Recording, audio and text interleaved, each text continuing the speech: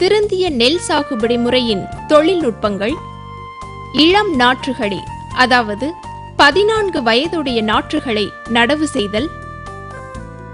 1 hectare நடவு செய்ய 1 send நாற்றங்கால் போதுமானதாக உள்ளது.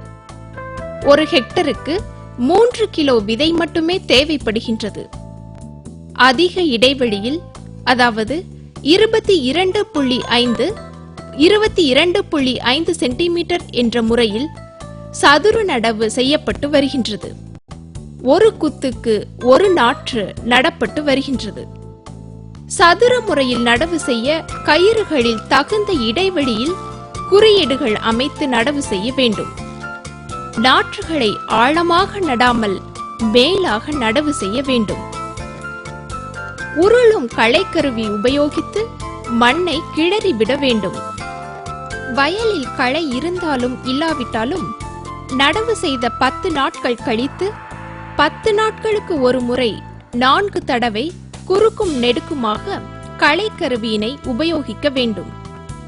ஒரு நபரே களைக்கருவியினை எளிதாக உபயோகிக்கலாம்.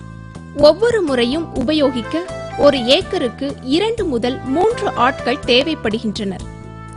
சிக்கன நீர்ப்பாசன முறையான காய்ச்சலும் பாய்ச்சலும் முறை கையாளப்பட்டு வருகின்றது. திருந்திய நெல் சாகுபடி முறையின் மூலம் விவசாயிகளுக்கு கிடைக்கக்கூடிய அனுகூலங்கள்: இளம் நாற்றுகளை நடுவதால் அதிக தூர்பிடிக்கின்றது. பயிர்களின் வளர்ச்சி அதிகரிப்பதால் பயிர்கள் இறுதி வரை சாய்வதில்லை.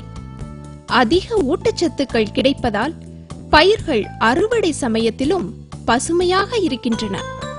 அதிக தானியம் மற்றும் வைக்கோல் மகசூல் கிடைக்கின்றது. இனிவரும் காலங்களில் உழவர்கள் திருந்திய நெல் சாகுபடியை பெருமளவில் கடைபிடித்து பயன்பெறுவர் என்பது உறுதி.